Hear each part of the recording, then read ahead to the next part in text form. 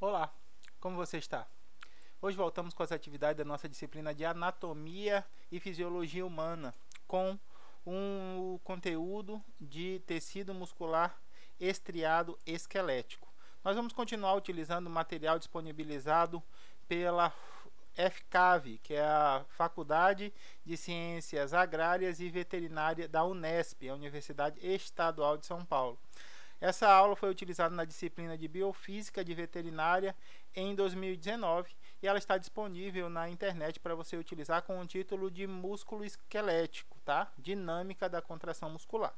Então você pode utilizar essa aula como um roteiro de estudos para avaliação do nosso conteúdo, estudar para elaborar os trabalhos e tudo mais. Na última aula, nós falamos a respeito dessa contração muscular dada pela associação entre miosina e actina, a partir do deslocamento da tropomiosina pela associação da troponina com o cálcio. A partir dessa aula, nós vamos iniciar falando sobre o detalhamento das estrias, né, como a gente tinha visto na aula anterior. Aqui, ó, a gente tem essa banda mais escura, mais eletrodensa na microscopia eletrônica, que a gente chama de banda A. E aqui a gente tem a banda I, ó, ela é menos eletrodensa. E aqui a gente consegue perceber por quê. Porque a banda A, ela contém tanto filamentos de actina, esses filamentos verdes mais finos, quanto os filamentos de miosina, esses filamentos mais densos azuis, onde tem essa região da cabeça da miosina aqui. Essa interação na microscopia eletrônica vai formar aquela estrutura mais escura aqui nas bases dessa banda A. Aqui no meio, percebam, na banda H, a gente sabe que na banda A a gente tem uma zona que é chamada de zona H, que ela é um pouco mais clara, ela é menos eletrodensa, porque nessa região a gente não tem os filamentos de actina para contribuir para a densidade dessa região. A gente sabe que aqui a gente tem a linha M, né? A linha M é formada pelos locais de interação das moléculas de miosina. Enquanto que na banda I a gente tem a linha Z. A linha Z tá descrita aqui. Mas o que eu quero mostrar para vocês, além dessa estrutura, é a forma com que elas estão interagindo. Percebam que aqui a gente está no estado relaxado.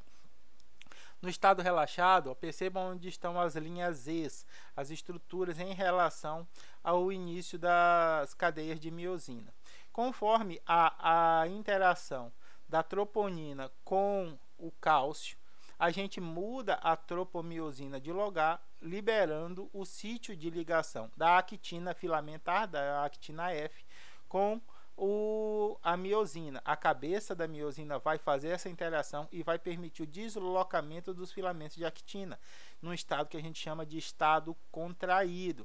Percebam agora a distância entre a linha Z e o início da cadeia de miosina. E percebam a formação dessas aberturas, que são as cadeias das miosinas interagindo com os filamentos de actina.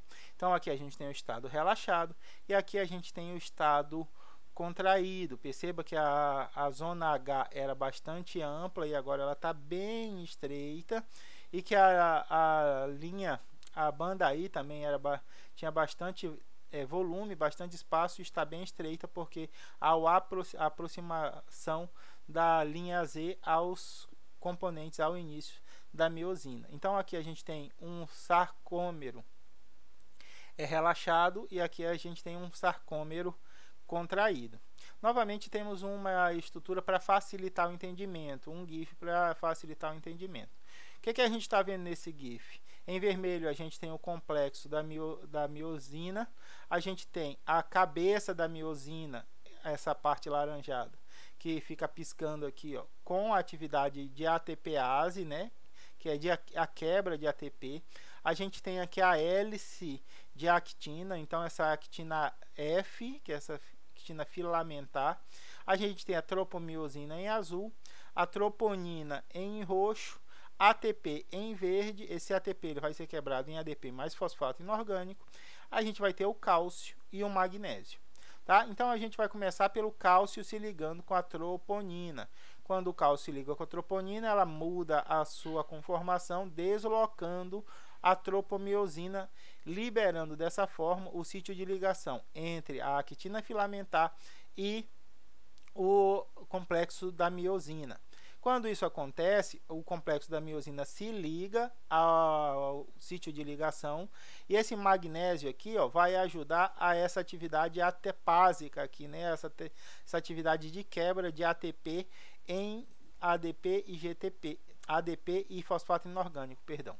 Quando isso acontece, a contração do sarcômero, né? A contração da faixa, a unidade de contração na célula. Isso daqui vai permitir a mudança do estado relaxado para o estado contraído. Então, toda vez que a gente está fazendo um exercício bem-humorado, toda vez que vou para a academia, eu vou com esse bom humor que vocês conseguem verificar aí na imagem. Então, a gente está fazendo isso voluntariamente. Uma das características do tecido muscular esquelético é que há contração voluntária. A gente está fazendo a liberação voluntária de cálcio e essa liberação vai permitir a contração dos músculos durante a nossa locomoção ou a execução dos exercícios físicos. Agora, Ruth, eu entendi como é que a actina e a miosina ela interagem. Primeiro, o cálcio se liga à troponina, a troponina muda a tropomiosina de lugar, liberando o sítio de ligação entre actina e miosina. A cabeça da miosina se associa à actina, cliva a ATP e promove a contração, a movimentação do filamento de actina que faz a contração. Beleza, mas você falou que a única parte voluntária desse movimento é a liberação de cálcio. O que eu faço para liberar cálcio? Esse é isso que a gente vai abordar na aula de hoje. Então, nosso objetivo de aprendizado é entender como desencadeia o impulso nervoso, desencadeia a contração muscular, entendendo a sequência de passos para esses fenômenos e as estruturas que estão a eles associadas. Tudo bem? Então, a primeira coisa que a gente vai falar é sobre a placa motora. O que é a placa motora? É a região onde um nervo motor, aqui a gente tem um nervo motor, o axônio do nervo motor, interage com a membrana plasmática das células musculares dentro de um feixe, dentro de uma fibra muscular. Tudo bem? Então, a gente tem aqui o axônio do neurônio motor, aqui a gente tem as ramificações desse axônio e aqui estão associadas essas ramificações às modificações da membrana plasmática, do sarcolema das células musculares. Só para lembrar novamente, algumas estruturas nas células musculares têm nomes diferentes. A membrana plasmática pode ser chamada de sarcolema. O retículo endoplasmático pode ser chamado de retículo sarcoplasmático. E o citoplasma pode ser chamado de sarcoplasma.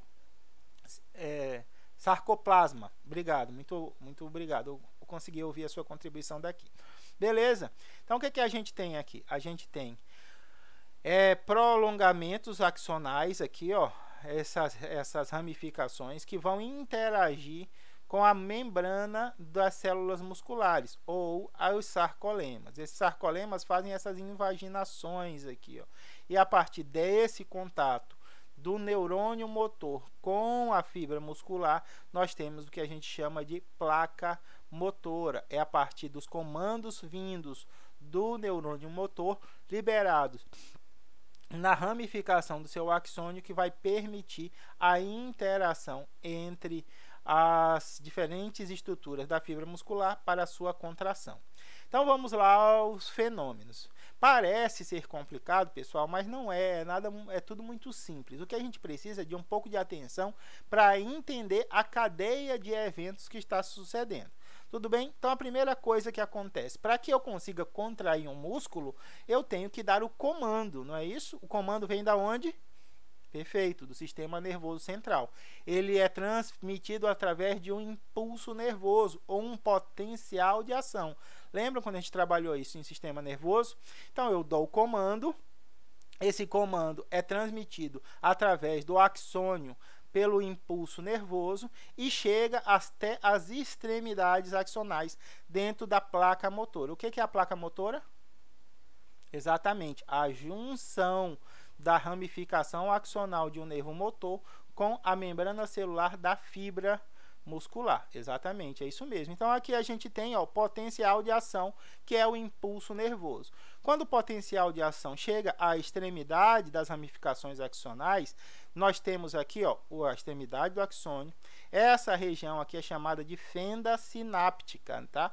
Então, nessa região que os neurotransmissores vão ser emitidos. Mas deixa eu voltar aqui. A gente está aqui na região terminal. Acabou de chegar o impulso nervoso. O que vai acontecer? Alguns canais de cálcio eletrodependentes, voltagem dependentes, vão se abrir quando esse potencial de ação chegou. Então, você manda o impulso nervoso, ele é transmitido pelo axônio até chegar na sua placa motora. Quando chega na placa motora, canais de cálcio se abrem. Quando o canal de cálcio se abre, o que acontece?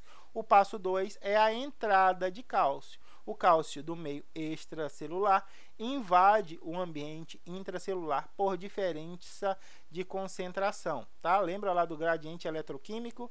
Exatamente. A gente tem uma maior concentração de cálcio na parte externa e uma menor na parte interna. Quando esse poro se abre, ele entra invadindo o espaço intracelular. Mas, Hudson, por que ele não se difunde pela membrana plasmática? Por que ele não se difunde pela membrana plasmática, meus amores?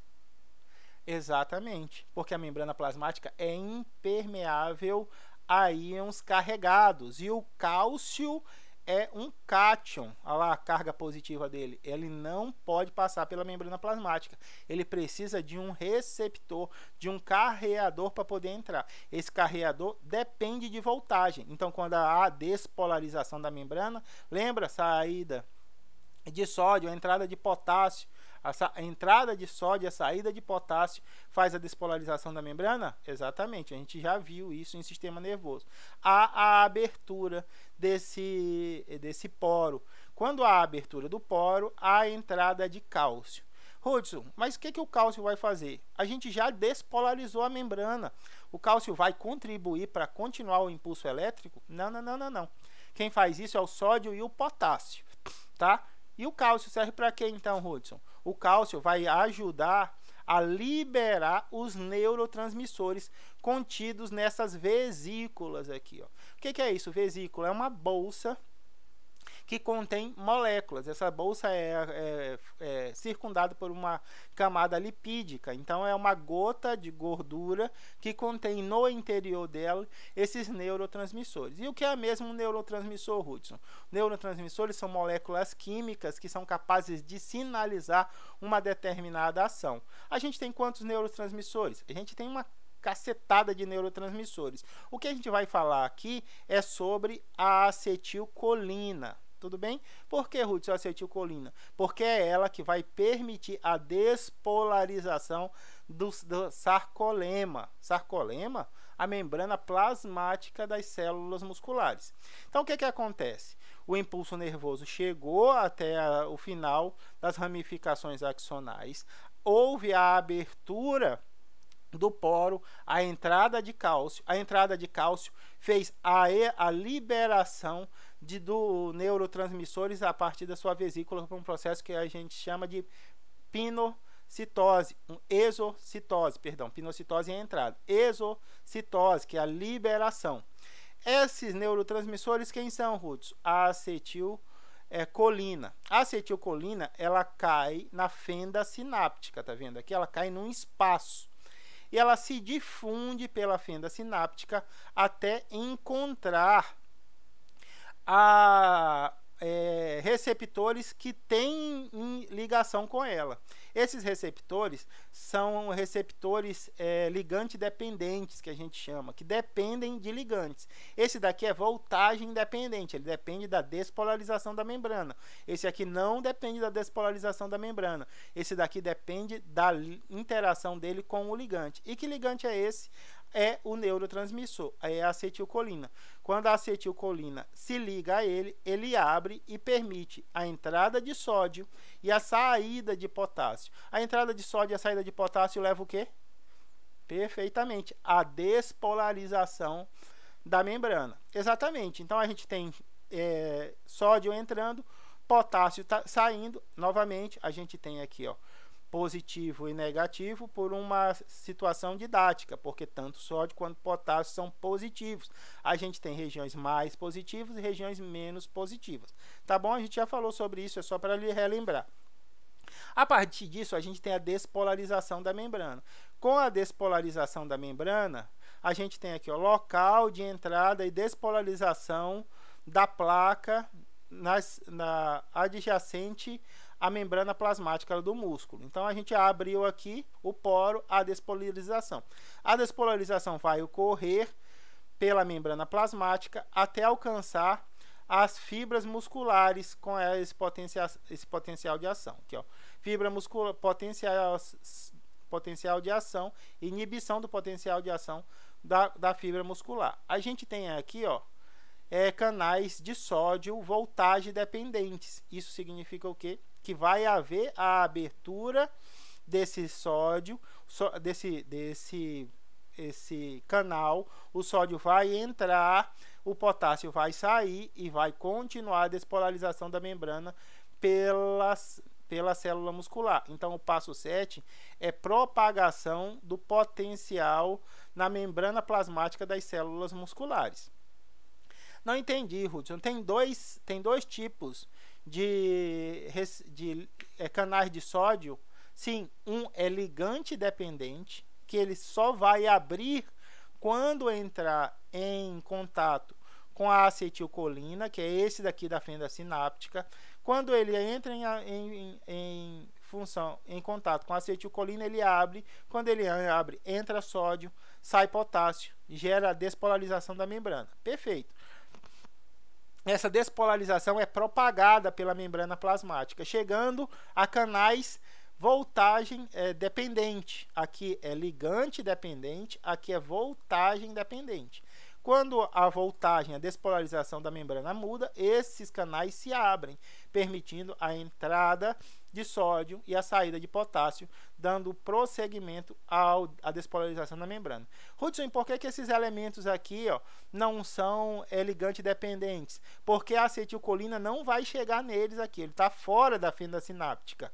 Os canais ligante dependentes são aqueles que estão na fenda sináptica. Esses que estão fora da fenda sináptica não têm essa característica de ligação. Eles precisam da despolarização da membrana. E como é que a gente interrompe esse processo, Hudson? A gente interrompe esse processo retirando a acetilcolina da fenda sináptica. E como é que eu faço isso? Ativando a degradação da acetilcolina por uma enzima que a gente chama de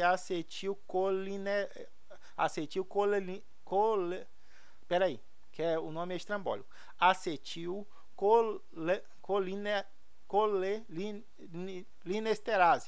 Acetilcolinesterase. Acetilcolinesterase. Obrigado, muito obrigado pela ajuda de vocês. Se fosse vocês, o que seria de mim? Não é verdade? Então, a acetilcolina... já esqueci de novo. Como é? Acetilcolinesterase. Acetilcolinesterase. Ok, obrigado. É isso mesmo. Então, a acetilcolinesterase vai fazer a remoção da acetilcolina da fenda sináptica. Quando isso acontece, o que para? Exatamente, o transporte de sódio para. Quando o transporte de sódio para, o que acontece? Bomba de sódio e potássio restabelece o equilíbrio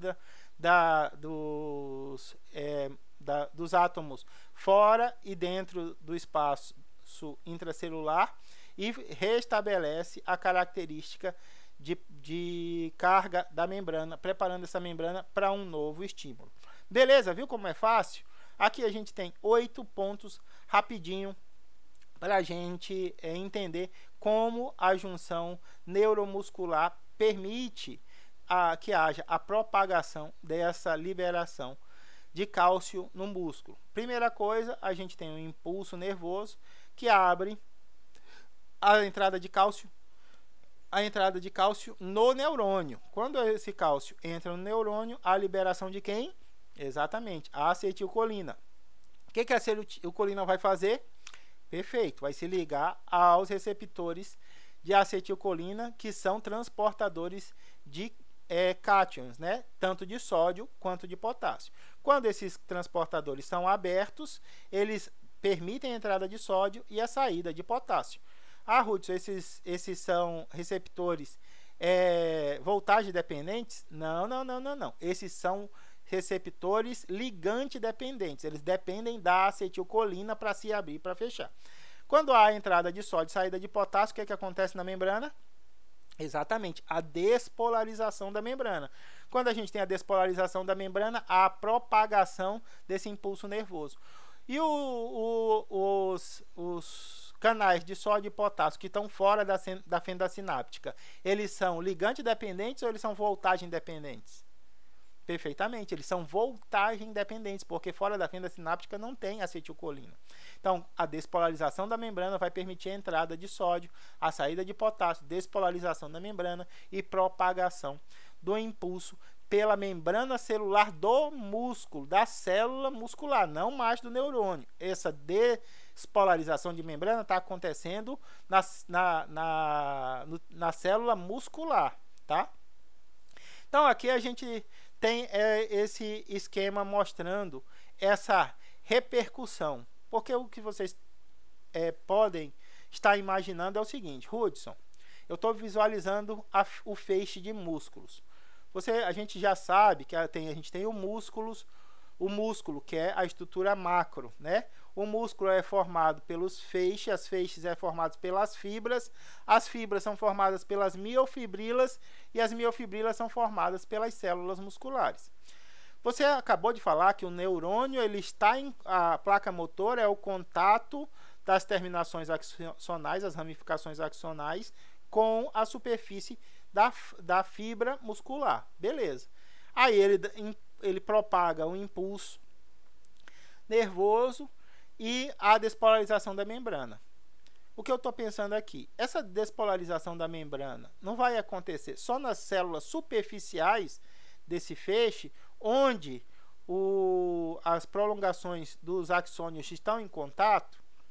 Essa é uma excelente observação. Parabéns para você que pensou nisso. Como é que essa despolarização da membrana chega às células mais internas desse feixe? Como é que isso acontece? Perdão, vou precisar tossir. Como é que isso acontece? Através de modificações na membrana plasmática das células musculares. Essas modificações são chamadas de tubos transversais. Esses tubos transversais vão permitir a despolarização da membrana que está acontecendo aqui na superfície das células da fibra, elas sejam internalizadas e alcance todas as células que estão dentro daquela fibra. Então, aqui, nessa região, nós temos o potencial de ação liberando a acetilcolina. Tudo bem? Em 2, a gente tem o potencial de ação sendo propagado pelos T-túbulos. Esses túbulos T são chamados de túbulos transversais. Aqui, é a membrana plasmática do músculo. Aqui a gente tem a célula muscular com sua membrana plasmática. Tá vendo? Cada um desses orifíciozinhos aqui, são os orifícios dos tubos transversais. É a partir da despolarização que vai alcançar e utilizar esses tubos transversais que vai haver a continuidade dessa despolarização para as regiões mais internas da fibra muscular. Então, aqui, as proteínas dos tubos transversais abrem os canais de cálcio nos retículos sarcoplasmáticos. Ruth, agora saquei. Então, a despolarização da membrana vai estimular o retículo sarcoplasmático a liberar o cálcio. Aí, quando o cálcio é liberado, ele se liga à troponina, que muda a tropomiosina de lugar, permitindo a interação entre filamento de actina e miosina. Tá vendo como é tudo muito simples? Tá vendo como entender a cadeia de eventos vai te permitir esclarecer todas as dúvidas que estão surgindo na sua mente agora? Eu não estou vendo você, mas eu estou sentindo seu pensamento. E é por isso que a gente precisa discutir isso nas nossas aulas síncronas. Então, aqui em 4, a gente tem o cálcio é liberado pelo retículo sarcoplasmático, fazendo a contração do sarcômero em resposta ao cálcio. Então, a gente tem o sarcômero é a unidade contrátil da célula. E o que é o retículo sarcoplasmático? Exatamente, é o retículo endoplasmático das células musculares. Então é isso, tá vendo como é que acontece a propagação para as regiões mais internas da fibra muscular?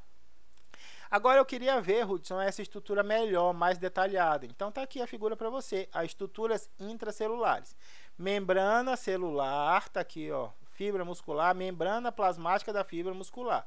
Aqui a gente tem a abertura desses tubos transversais. Aqui, que tipo de corte é esse? Isso, é um corte frontal, né? A gente está vendo anterior e posterior. Então, a gente tem aqui, ó, em azul, os retículos sarcoplasmáticos. É eles que vão liberar o cálcio. Eles contêm cálcio no seu interior e vão liberar cálcio a partir da estimulação pelos tubos sarcoplasmáticos. Perfeito. Aqui a gente tem os túbulos sarcoplasmáticos. Quando a despolarização da membrana vem acontecendo por aqui, o que acontece? Essa despolarização também entra pelos tubos transversais, e esses tubos transversais estimulam a liberação do cálcio pelos retículos sarcoplasmáticos. Aqui a gente tem outra visão. Essa visão é uma visão transversal do corte. A gente tem dois tipos aqui, dois cortes, né? Aqui um e aqui outro, mas os dois são transversais. Aqui tá, a gente tá vendo os túbulos, os transversais em roxo, e em azul a gente tem os retículos sarcoplasmáticos. E aqui, a partir disso, a gente vai ter a internalização da despolarização da membrana. E por isso a gente regula a liberação de cálcio na célula, tudo bem? A partir desse processo. Novamente, mais um esquema para facilitar esse entendimento. Aqui está o meu músculo, aqui está os meus diferentes sarcômeros, tá? Diferentes unidades de contração. O que a gente tem aqui? Exatamente, a gente tem o final das ramificações axonais. O que a gente tem nesse espaço aqui? Como é que a gente chama esse espaço? Perfeitamente, a fenda sináptica. Então, o que a gente tem aqui? Ó? Em verde, a gente tem receptores de acetilcolina. Esses elementozinhos aqui. Ó. Em azul, a gente tem os canais de sódio voltagem dependentes. Ah, Ruth, mas tu falou que não fica na sinapse e tem um camarada aqui. Ó. Normalmente, onde eles estão? Tá? Fora da sinapse. Esse camaradinho tinha que estar mais aqui para cima. Tá bom? A gente tem em roxo aqui, ó. Em roxo, a gente tem os canais de cálcio voltagem dependentes no túbulo transversal, no tubo transversal. Então, aqui, ó, é a minha membrana plasmática, meu sarcolema, e aqui é a entrada essa invaginação aqui da membrana plasmática, que é o túbulo transversal, que é o canal de rianodina, que vão estimular essa liberação de canais de cálcio. Esse canal é chamado de canal de rianodina, esse canal que é formado pelo túbulo transversal. E aqui em amarelinho, esses camaradinhos aqui, ó, a gente tem os canais de liberação de cálcio do retículo sarcoplasmático. Então, o que vai acontecer? O impulso nervoso, o potencial de ação vai chegar a essa extremidade, vai permitir a entrada de cálcio. A entrada de cálcio vai fazer a exocitose de acetilcolina. A acetilcolina vai se ligar ao seu receptor ligante dependente e abrir esse ligante. Quando esse ligante abre, quem é que entra e quem é que sai? Exatamente, o sódio entra e o potássio sai. Quando o sódio entra e o potássio sai, o que a gente gera? Exatamente, o potencial de ação que vai ser propagado pela membrana plasmática, né? A membrana plasmática das células musculares. Quando chega aqui, esse canal não é ligante dependente, ele é voltagem dependente. Ele vai se abrir ou não? Por causa da propagação da despolarização da membrana. vai se abrir. Quando ele se abre, entra sódio, sai potássio e há continuidade da despolarização. Mas perceba aqui, ó, na continuidade da despolarização, essa despolarização ele vai entrar por essa estrutura aqui. Como é que é o nome dessa estrutura? Canal de Ryanodina, que é essa região do túbulo transversal. Nessa região, a gente tem esses canais voltagem independente que estimulam a liberação de cálcio. Quando esses canais eles se abrem, ele estimula os canais de liberação de cálcio que estão contidos no retículo sarcoplasmático a liberar cálcio no interior da célula muscular. Aqui está em vermelhinho as moléculas de cálcio sendo transmitidas no espaço intracelular. Esses cálcios vão se ligar a quem? A troponina, que vai mudar de posição, vai mudar a tropomiosina, que vai permitir a interação entre actina e miosina para a contração desse músculo aqui. Beleza? Tranquilo? Sossegado? Ah não, Ruth, ainda estou com uma certa dúvida. Tem como a gente usar outro esquema? Vou usar esse esquema aqui, ó, para te mostrar a estrutura toda integrada. Primeiro, a gente estudou só isso daqui, ó, na aula inicial. Agora, a gente está estudando isso daqui, ó. Agora eu vou te mostrar, nesses 7 passos, como é que acontece o fenômeno integral, tá? Primeira coisa, potencial de ação, impulso nervoso. Quer coçar o seu nariz? Está com coceira no nariz. Coça o nariz, pode coçar o nariz. Ah, tá vendo? Por que tu coçou o nariz? Porque você levou a mão, você teve o estímulo para coçar o nariz. Por que sua mão foi para aí? Porque você mandou um impulso nervoso para que ela saísse de onde ela estava da sua posição, para coçar o seu narizinho. O que aconteceu? Esse impulso nervoso chega à extremidade do axônio. Quando ele chega na extremidade do axônio, o que ele abre? Canais de cálcio. Quando ele entra, permite a entrada de cálcio, o que vai ser estimulado? Perfeitamente. A liberação de neurotransmissor na fenda sináptica, na acetilcolina na fenda sináptica. Quando a acetilcolina é lançada na fenda sináptica, ela se liga a transportadores de cátion dependentes de ligante. Quem é o ligante? Perfeitamente. A acetilcolina é o ligante. O transporte é feito de sódio e potássio, mas o ligante que permite a abertura e o fechamento, esses canais é a acetilcolina. Então, ela é o ligante. Então, o que acontece? A acetilcolina se liga a esses receptores, abrem os receptores, entrada de sódio, saída de potássio, despolarização da membrana. A despolarização da membrana é propagada pelos canais de sódio e potássio, voltagem independentes, e elas entram pelo túbulo transversal. Quando elas chegam no túbulo transversal, esses canais voltagem dependentes estimulam a liberação de cálcio pelo retículo sarcoplasmático. Esse negocinho azul aqui, ó, é o retículo sarcoplasmático, e essas bolinhas aqui são o cálcio. Tá, o que vai acontecer? O cálcio é liberado no interior da célula, entra em contato com a troponina aqui em roxinho, a troponina muda a tropomiosina de lugar, liberando aqui em vermelhinho, ó, os sítios de ligação da actina à miosina. Quando isso acontece, a miosina, utilizando a cabeça da miosina, se liga e promove o deslocamento do filamento de actina, promovendo a contração. Olha a setinha aqui, ó, dizendo que o deslocamento está nessa direção aqui. Aqui tem outra cabecinha se ligando aqui, outra cabeça da miosina se ligando aqui, promovendo a contração. Beleza, o que acontece, Ruth, a partir disso? A partir disso, a gente vai remover cálcio do espaço intracelular e bombear ele de volta para o retículo sarcoplasmático. Tá? A gente faz isso através de bombas de cálcio. Tá? Então, a gente vai pegar ela de uma região muito concentrada e enviar ela para uma região pouco concentrada. Isso acontece a princípio, mas depois a gente vai ter que usar a energia para retirar o cálcio do citoplasma e enviá-lo todo novamente para o retículo sarcoplasmático. Quando a gente retira o cálcio, o que acontece?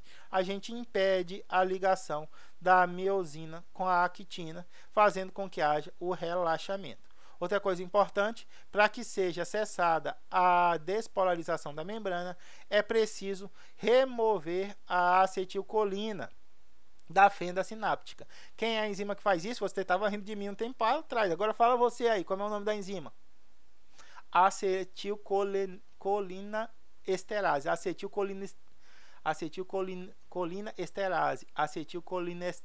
Acetilcolinesterase. Muito bem. Você realmente conseguiu. Eu tenho essas dificuldades de descrição. Então, eu separo as palavras, depois reúno. Mas você é bem mais inteligente, conseguiu falar bem mais rápido. Acetilcolinesterase, tá bom? Opa, só um minuto. Se até agora você não entendeu, eu trouxe um vídeo aqui com uma outra explicação, que talvez te ajude no entendimento dessa propagação do impulso nervoso. Então, eu vou ficar calado aqui para que você consiga ouvir a voz da locutora e ver se a explicação dela lhe ajuda com o entendimento.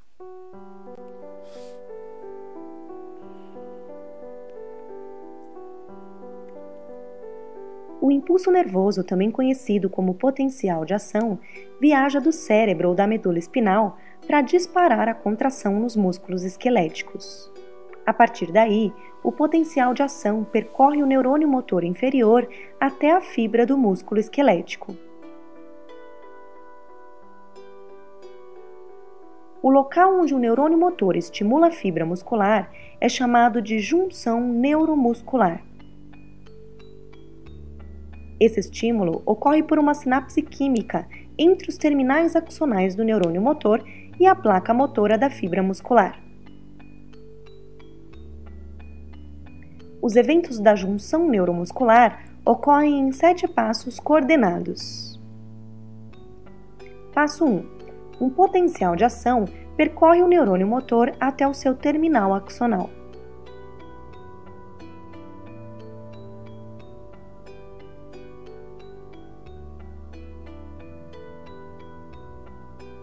Passo 2. Canais de cálcio voltagem dependentes se abrem e o cálcio se difunde para dentro do terminal axonal. Passo 3. A entrada de cálcio estimula as vesículas sinápticas a liberarem acetilcolina através de exocitose.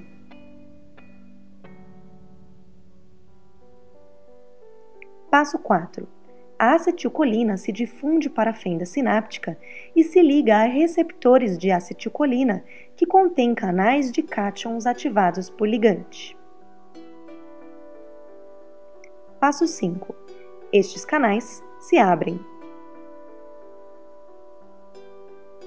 Passo 6.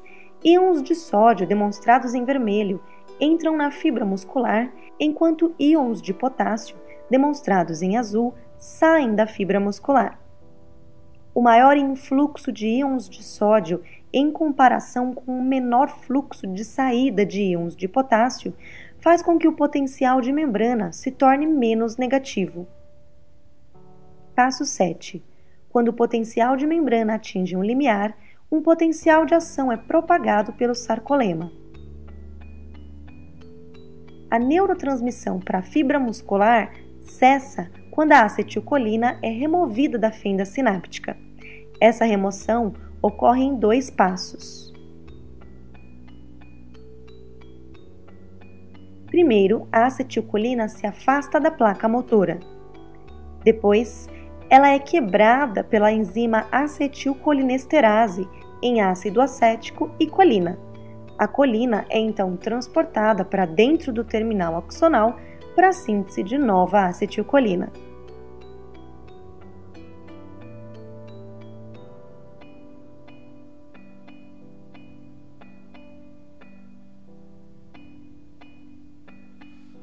Benjamin Cosmin, a equipe que produziu esse vídeo, excelente vídeo. Tem 2 pontos que a gente precisa abordar. Acho que foi erro de tradução. Logo no começo do vídeo, ela fala de nervos inferiores, né? A gente tem os nervos eferentes, não inferiores. Eferentes é aqueles que trazem o comando do sistema nervoso central para as periferias, né? Então, os nervos motores são eferentes, tá? E não inferiores. E outra coisa que a gente já falou é que a despolarização da membrana torna ela menos positiva e não menos negativa. No mais, o vídeo é excelente, ajuda bastante na nossa compreensão. Espero que você tenha entendido como é que está essa junção neuromuscular. Professor, não entendi. Anota cada uma dessas dúvidas aí, que aí quando a gente tiver a nossa aula síncrona, a gente taca o pau a resolver dúvida a esse respeito. É para isso que as nossas aulas síncronas elas são desenvolvidas, tá? Novamente, entrou cálcio no interior da célula sendo liberada lá pelo retículo sarcoplasmático. O que acontece?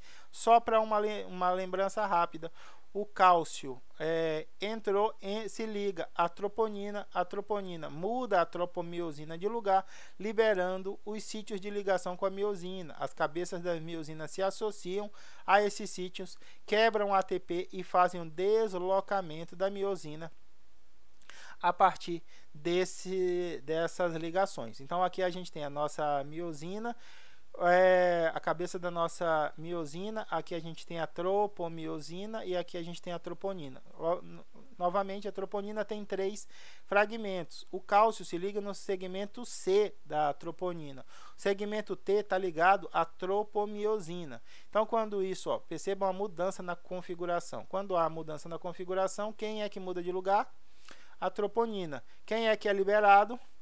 O sítio de ligação. Então, a cabeça da miosina se liga à quebra de ATP e a gente tem o deslocamento do filamento de actina, fazendo a contração do sarcômero, né? Então, aqui a gente tem a contração desse sarcômero, que desencadeia a contração muscular. Então, a gente tem o contato neuromuscular, que desencadeia a despolarização da membrana.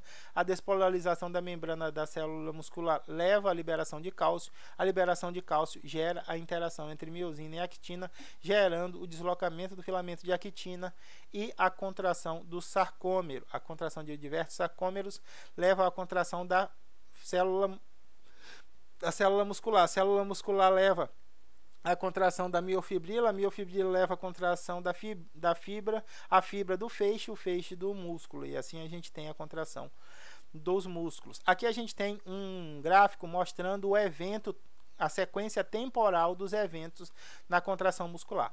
Primeiro evento temporal a gente tem o potencial de ação. O que é o potencial de ação? Exatamente, o impulso nervoso. Então, a gente tem a formação do impulso nervoso e a sua propagação. Quando ele chega no auge do seu impulso nervoso, inicia-se o que? A liberação intracelular de cálcio.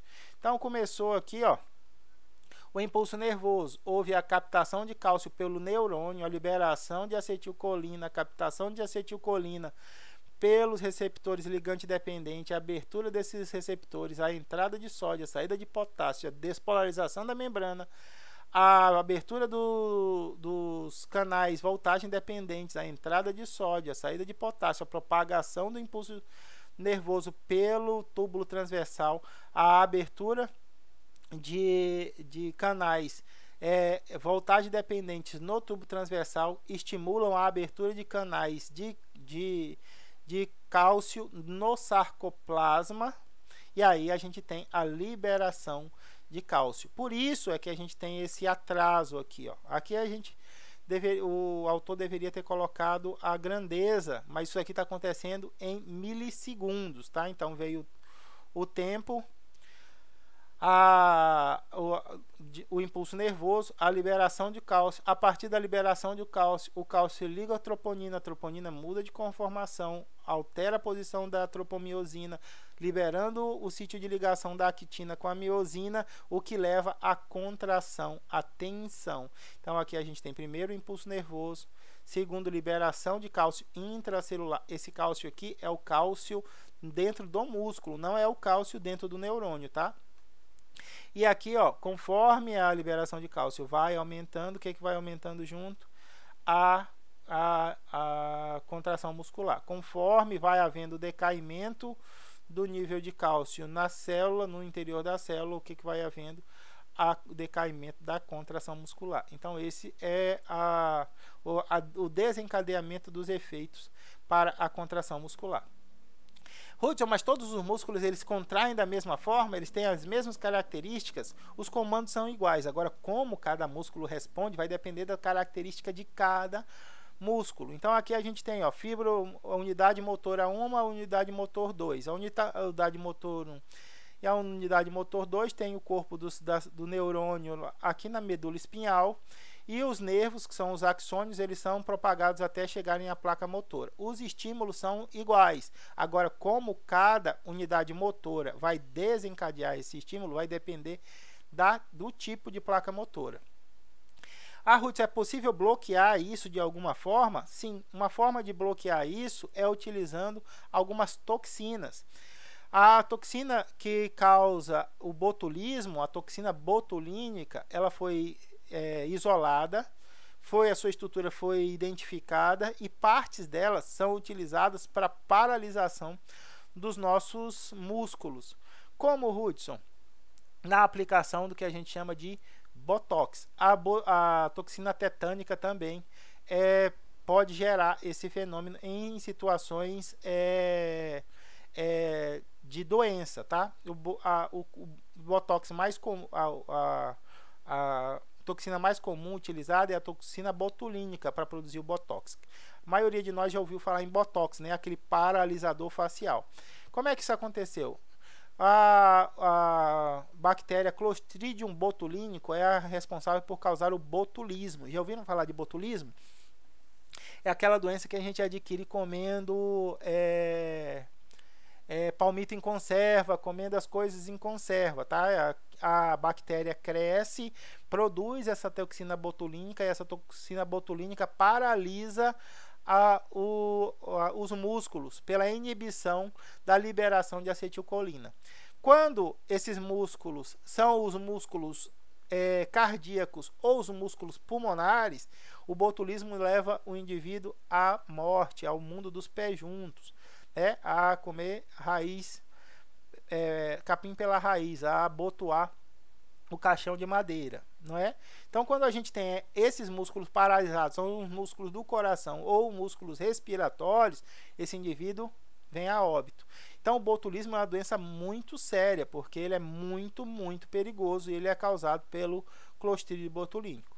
Na tentativa de descobrir como o Clostridium botulínico gerava a morte dos indivíduos, nós identificamos a toxina botulínica. Então a gente usa partes dessa toxina botulínica hoje em dia para paralisar músculos faciais. Então a gente pode utilizar isso com efeito estético para retirada de rugas,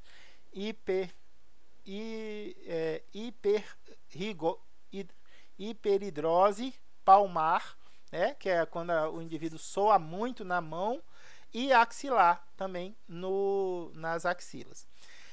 Agora, quando é que a gente tem isso daqui, Hudson? Como é que ela funciona, né? Essas neurotoxinas, elas funcionam como proteases, elas quebram proteínas, impedindo a exocitose, impedindo que as vesículas sejam construídas. Você lembra das vesículas que contém a acetilcolina? Se essas vesículas elas forem desconstituídas, não tem liberação de acetilcolina, não tem essa liberação. E sem a liberação de acetilcolina na fenda sináptica, não tem a abertura dos canais ligante dependentes, e aí a despolarização da membrana não acontece. Quando é que isso é utilizado de forma médica, ou de uso médico? A gente tem quando tem incontinência urinária, porque aí a bexiga para de responder a estímulos de relaxamento. A bexiga hiperativa, hiperatividade muscular involuntária, né, e os espasmos, desordens dolorosas da musculatura esquelética, que é isso aqui, a cãibra, dor de cabeça, estrabismo, né, ou bruxismo, blefaroespasmo, não sei, blefaroespasmo, espasmo hemifacial e distonia e bruxismo. São todos fenômenos que acontecem através de movimentos involuntários da nossa musculatura, seja ela estriada ou seja ela lisa. tá? Se a gente faz a interrupção desses neurônios, é impedido com que o músculo seja ativado e com isso a interrupção desses comandos. Como é que funciona, Hudson? Aqui a gente tem a toxina botulínica. A toxina botulínica é um dímero, que é isso? É uma proteína formada de duas unidades. Uma unidade leve, que é chamada de unidade leve por ter 50 kilodaltons, que é o peso molecular da associação dos seus aminoácidos, e uma cadeia pesada de 100 kilodaltons. Essas duas unidades estão ligadas por uma ligação de sulfeto, utilizando esses enxofres dos aminoácidos cisteína, que vocês já tiveram bioquímica, estão ligados o que é essa organização estrutural. Mas o que acontece? Aqui está o nervo, a placa motora normal, tá? Com os terminais oxonais liberando a acetilcolina normal. Quando a gente recebe a toxina botulínica, seja ela pela implantação ou seja ela por adquirir, comer o Clostridium botulínico, perdão, a gente tem essa disposição da toxina botulínica nessas terminações axonais. Quando há a incorporação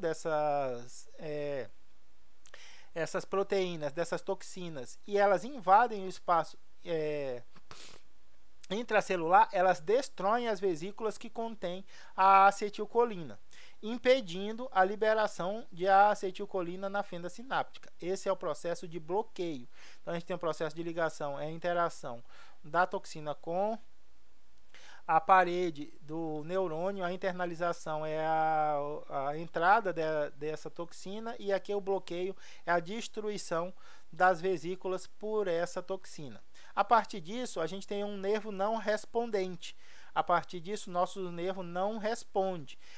Aí ele gera uma regeneração, uma modificação para gerar uma nova terminação, onde nessa nova terminação vai poder haver o acúmulo de vesículas que contém a acetilcolina para a liberação, voltando a estimular esse músculo. Mas isso daqui demora para acontecer. Lembra que a regeneração do tecido nervoso é bastante demorada. Se a gente tiver com o nosso coração parando ou a nossa respiração em crise, a gente não tem tempo de esperar essa regeneração desses prolongamentos conectivos para restabelecer a contração muscular. Beleza, a partir desse conhecimento, o que nós fizemos? Nós quebramos a toxina botulínica e agora a gente faz aplicações do Botox, que é a substância capaz de paralisar o músculo facial. Imagine uma pessoa aqui, ó, antes, que tem esse costume. Tem gente que está o tempo todo com a testa franzida. Aí você fala, está desconfiado de alguma coisa, meu amigo? Eu quero, não, por quê? Você está assim? Tá muito sol? Não, estou tranquilo, estou sossegado. E por que você está com a testa franzida? Ele fala, não estou com a testa franzida não, estou normal. Essa contração aqui já é natural para eles, o que leva a essas rugas aqui. Aí o que acontece? A gente aplica Botox aqui nesse tecido muscular aqui todinho, ó. E esse comando que ele dá, mesmo inconsciente, não é mais obedecido. O comando continua lá. O impulso nervoso continua lá. Mas o que falta? Perfeitamente. Falta a liberação de acetilcolina, porque não existe mais vesícula de acetilcolina lá na terminação axonal. Sem a liberação de acetilcolina, não tem despolarização da membrana. Sem despolarização da membrana, não tem liberação de cálcio. Sem a liberação de cálcio, não tem contração muscular. Exatamente. Aí aqui está o indivíduo antes e depois. Ele está com a mesma feição, só que agora esses músculos não respondem mais ao estímulo. Mas perceba aqui, ó, 3 meses depois. Olha o que está acontecendo. Tá vendo a retomada da expressão? 6 meses depois. Olha como é que tá. Já a sobrancelha já se modifica. Ah, Ruth, mas é 6 meses depois leva isso tudo. Esse tudo ele está começando a ter expressão facial novamente.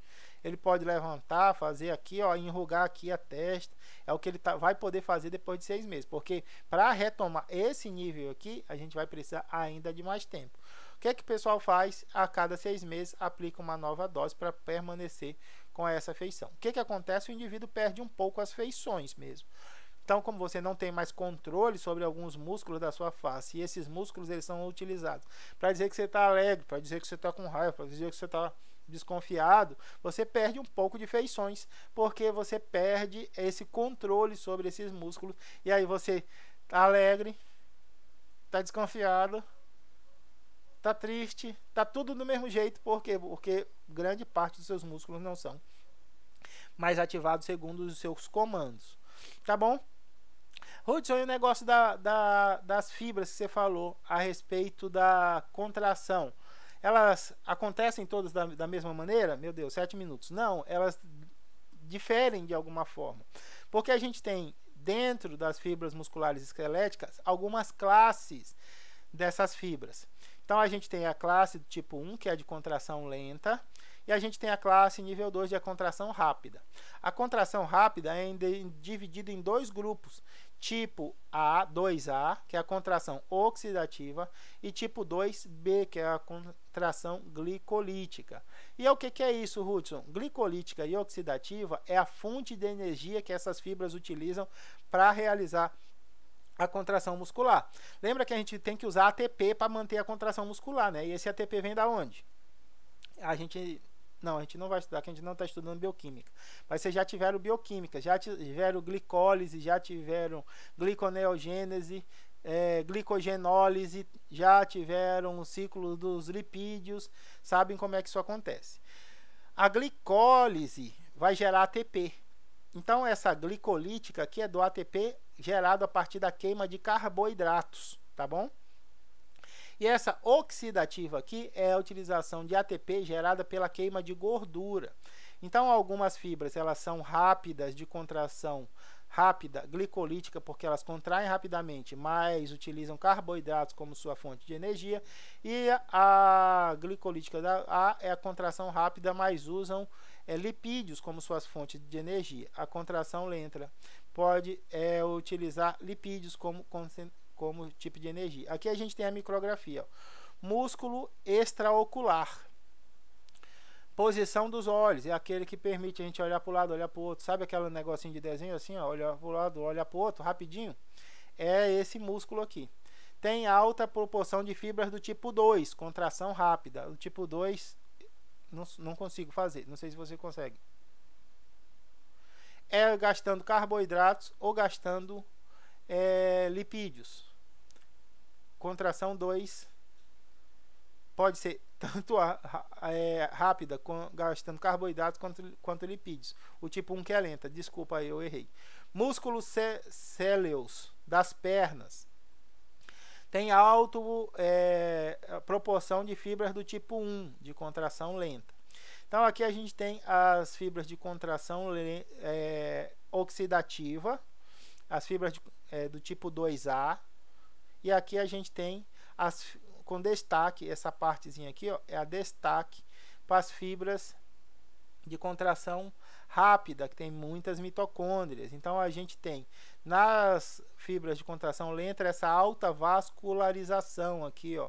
Por que é preciso isso, Hudson? Porque quando você queima lipídios, você retira lipídios do teu tecido adiposo, libera ele na corrente sanguínea, a corrente sanguínea leva até o tecido, é absorvido, é internalizado no músculo e é metabolizado lá. Por isso essa contração. Perceba aqui, ó, nessa região, que a gente tem quantidades grandes de mitocôndria aqui, essas regiões da mitocôndria que vão permitir a queima das gorduras para produzir energia nessa contração oxidativa, tá? Como é que essas fibras musculares elas respondem? Qual é a velocidade dessa resposta? Então aqui a gente tem esse músculo extraoculares, contração rápida, tipo 2B, tá? Tipo 2B é rápida e glicosídica, que gasta a glicose, gasta carboidrato. Olha a velocidade de contração dele. Aqui a gente tem o músculo gastrocnêmio, que é o músculo da batata, o músculo da coxa da perna, tá? Ele é também de contração rápida, mas ele é oxidativo. Olha a resposta da sua contração.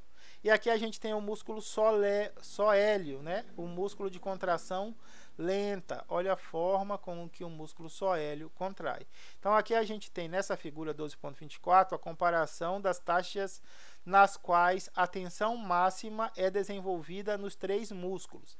Em A gente tem uma contração rápida, o extraocular, que é o músculo extraocular. Em B a gente tem o músculo gastrocnêmios, esse aqui. Em C a gente tem o sóleo, que é esse músculo de contração lenta. Hudson, a forma com que eu me exercito vai mudar a quantidade de fibras musculares rápidas, lentas, tipo 2A, tipo 2B, que estão organizadas no meu corpo? Sim. Falta 1 minuto e meio. Sim.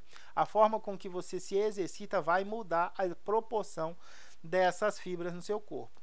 Aqui a gente tem um campeão o sprinter, né? É o cara que corre muito rápido. O cara dos 100 metros livres. Aqui o professor colocou aqui o Usain Bolt, né? O cara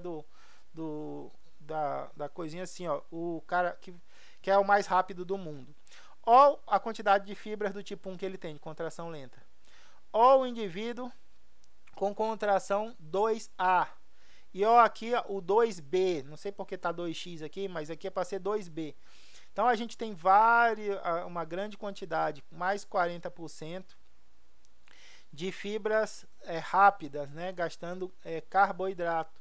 E aqui entre 45 e 80, a gente tem 30 e poucos por cento de fibras do tipo 2A, que quebram gordura, e o resto é fibra lenta. Aqui, ó, esse é a média.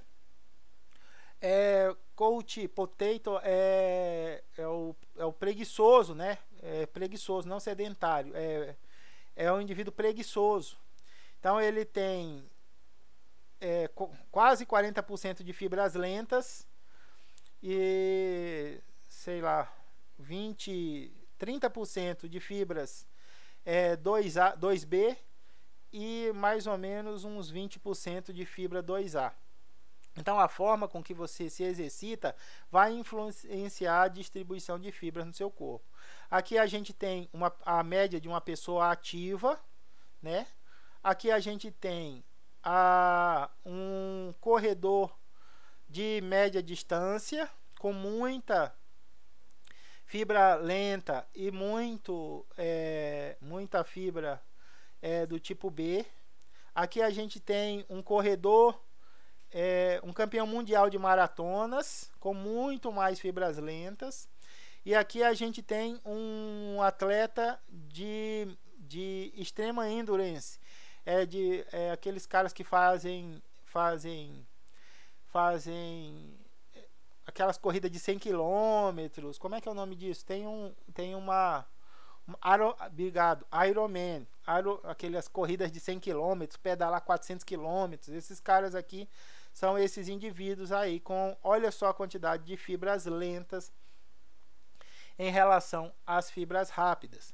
Uma coisa que os professores destacam aqui, ó, essas diferenças podem variar dependendo da sua genética também. Não é só treinamento, não. Tem indivíduos que são favorecidos com essa genética favorável para esse tipo de treinamento, tá?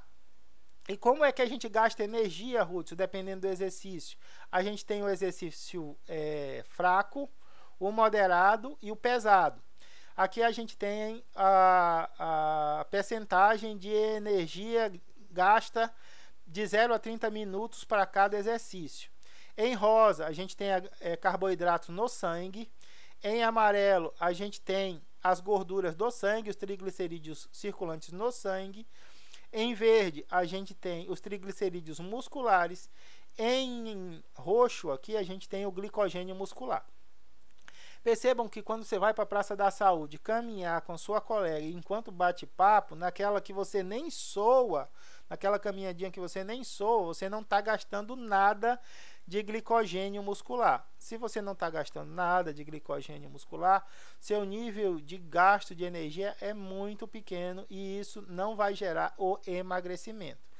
Professor, eu tenho que ir sozinho para a Praça da Saúde para malhar? Não, você pode ir com um colega, desde que vocês estejam concentrados em andar, em correr, em se exercitar e não em conversar. Se você não suou, olha só o que está acontecendo com você. Comecei a suar, estou fazendo. Qual é a média de velocidade, Hudson? Você tem que fazer 6 km por hora. Essa é um exercício moderado, tá? 6 km por hora. Ah, Hudson, é muito fácil de fazer. O primeiro quilômetro é fácil, fazer 1 quilômetro em 10 minutos. O segundo quilômetro já é médio, fazer 2 quilômetros em 20 minutos. A partir do terceiro quilômetro para frente, aí você vai ver que é a suadeira, tá? Porque nessa moderação, olha o tanto de glicogênio muscular que você está queimando. Quando você queima glicogênio muscular, você lança a mão do triglicerídeo muscular para repor isso daqui. Por isso a gente emagrece para retira do músculo para colocar no retira da tecido adiposo para colocar no músculo depois. Olha o gasto de triglicerídeo muscular, o gasto de triglicerídeo no plasma e é o gasto de glicose no plasma. E aqui em exercício duro, em exercício forte, em heavy, né, em pesado, você está lá correndo, você está se matando. Olha o tanto de glicogênio muscular que você está queimando, né? Então isso daqui vai levar a resultados muito maiores. Eu estou dizendo para você sair correndo, aí não vai ter uma fratura por estresse, tá? Vá andando primeiro, depois aperte a caminhada e depois corra para ir calcificando os ossos com o estímulo, tá? Aqui a gente tem a percentagem de gasto de energia de 90 a 120 minutos, de 1h30 até 2 horas. Aqui a gente não tem heavy, não tem exercício pesado, porque não encontraram um camarada para fazer 2 horas de exercício pesado. Mas aqui a gente vê a proporção de quando você faz 2 horas de exercício lento, queimando gorduras da corrente sanguínea, principalmente. Quase nada de carboidrato do plasma e muito menos de triglicerídeo do músculo. Então o seu tecido adiposo vai ficar lá contente e feliz, mesmo com 2 horas de exercício. Aqui eu já sei que já passei 5 minutos do tempo, já estou terminando. Aqui a gente tem o perfil de fadiga das diferentes fibras. Aqui a gente tem as fibras lentas oxidativas. Aqui a gente tem as fibras rápidas oxidativas e a gente tem as fibras rápidas glicolíticas, tá? Que quebram carboidratos. Isso daqui, ó, de 0 a 8 minutos, a gente percebe nenhuma alteração nas fibras lentas oxidativas, as que quebram gordura. Cada barra dessa é um esforço máximo da fibra muscular e cada intervalo é um descanso. Então eu contraio, descanso, contraio, descanso, contraio, descanso. As fibras musculares, em 8 minutos, nenhum sinal de fadiga. As fibras oxidativas rápidas, com 8 minutos, você já percebe uma fadiga, uma diminuição no potencial de contração. E as fibras rápidas, elas têm no máximo 1 minuto aqui, ó, para estressar-se e fadigar-se completamente. Então essas fibras rápidas, elas são utilizadas em movimentos explosivos. Então o camarada vai correr 100 metros livre, ele ele utiliza as fibras rápidas para dar aquela explosão inicial. Depois da explosão, ele vai manter a velocidade com as fibras rápidas oxidativas, mas percebam que em 60 minutos de exercício, onde é que está o estado dessas fibras rápidas oxidativas? Então o Usain Bolt, ela está lá no coisa, deu disparo, ele saiu correndo, esse disparo é fibra rápida glicolítica. A manutenção da velocidade é fibra rápida oxidativa, mas percebam que em poucos minutos ele já está entrando em fadiga. Um corredor de maratona, já viu como é que corre maratona? Os caras vão lá, pá, Aí os caras vão só na manha do gato. Por quê? Porque se eles saírem correndo, eles vão estar utilizando desesperadamente, eles vão estar utilizando as fibras rápidas, oxidativas e oxidativas. Então eles vão se cansar rápido. Quando eles saem na manha do gatinho aqui, ó, eles estão usando as fibras lentas. E aí o que vai acontecer? Eles vão conseguir correr os 40 e poucos quilômetros sem gerar muita fadiga nas suas fibras lentas. Tudo bem? E para finalizar, só uma curiosidade que os professores trazem. A gente tem mais de 600 músculos no corpo. Qual é o mais forte? Quais são os mais fortes e quais são os mais fracos? Os mais fortes são o glúteo máximo, o sóleo e o gastroclênio, que são os músculos da panturrilha. O masseter, que é o músculo da mandíbula, são os mais fortes do corpo, sendo o glúteo mais forte, o segundo o solênio, o gastroclênio, e o terceiro o masseter.